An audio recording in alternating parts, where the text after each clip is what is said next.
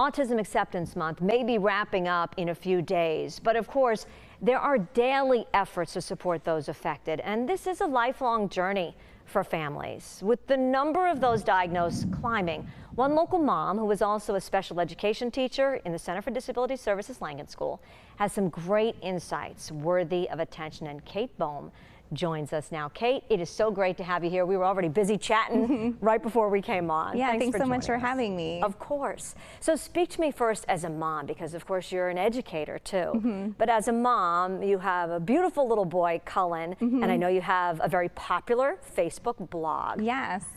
Tell us what your journey has been like and what you want others to know about it. Yeah, so Cullen was diagnosed with autism just shy of his second birthday, and it was definitely a life-changing experience. You know, when you receive that diagnosis as a mom, there can be a little bit of grief with that. You know, you kind of feel like your whole world is changing, and I think definitely, especially right now, there can be a negative stigma associated with autism, and that kind of compounds that feeling. And so as I've grown on this autism journey with Cullen, and I've just watched him blossom into this amazing child, he's just full of joy, just authentic joy. He really is just the happiest little boy. That's something that I wanted to start sharing with the world. You know, I want everyone to know that autism isn't grief and suffering. It can be just absolute profound joy. And that's been our experience with Cullen. And so I started writing my Facebook blog in hopes that maybe it would reach a mother, you know, that's just newly received that diagnosis, and to say, like, look, this can be what your life is. It doesn't have to be a terrible tragedy. It can be something amazing. So important to spread that message, and I bet it's meant a lot to other families. I'm sure you've heard from plenty of people. Yeah, I have actually. Yeah, it's been very rewarding. And we have some pictures that we can show of the blog while you and I are talking here, as people are finding out more through you on Facebook.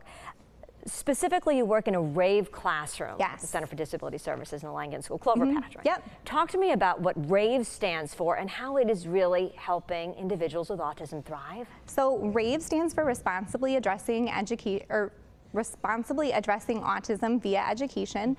So my classroom is a 1013 special education classroom for preschoolers on the autism spectrum.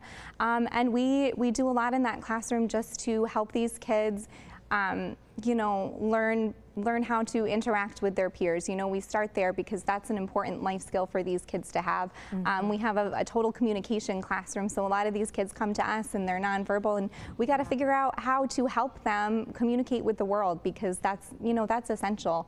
So we do a lot with augmented communication, speech devices, picture cards. And we still do, it's preschool, so we do a lot of learn through play. So we have a lot of fun in our classroom. We know that we're in this, you know, April is Autism Acceptance Month now, right? We've moved from awareness, we're into acceptance, but you say it really does go a step further here, because inclusion is key if we're going to move to that next step. Talk to me about that. Yeah, absolutely. So I think, you know, we started celebrating April as Autism Awareness Month, and I think that's a great place to start. You know, this is a neurodevelopmental condition that's prevalent in our community. You want to be aware of that, and then, you know, we've moved on to acceptance, and I think that's another great place to be.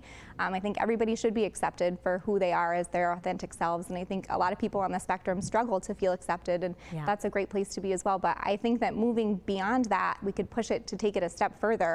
And start celebrating autism inclusion and make efforts to include these kids in our community. And it doesn't have to be, you know, a big effort.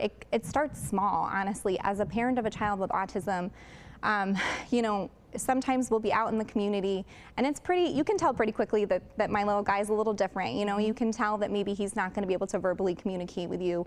But as a mom, when someone comes up to him at the park and they say, you know, hey buddy, like, I love your sneakers, you look like you're having a great time today, you're really fast. And they're talking to Cullen, not about him, not to his mom, they're speaking to Cullen. That's autism inclusion at, you know, at the very basic level. And I think that that's something, that's a great place for anybody to start. You know, just because he's nonverbal, it doesn't mean that he doesn't have things that he's thinking that he doesn't want to be included. Exactly. And I think that's something that people should be aware of. Absolutely. And as you said earlier, I know we got to go, but presume potential. They can accomplish so much, and inclusion is the way there. Yeah. Thank you so much, Kate. Really appreciate you coming in. Great conversation. And we'll be right back. You're watching News 10 ABC, your local news leader.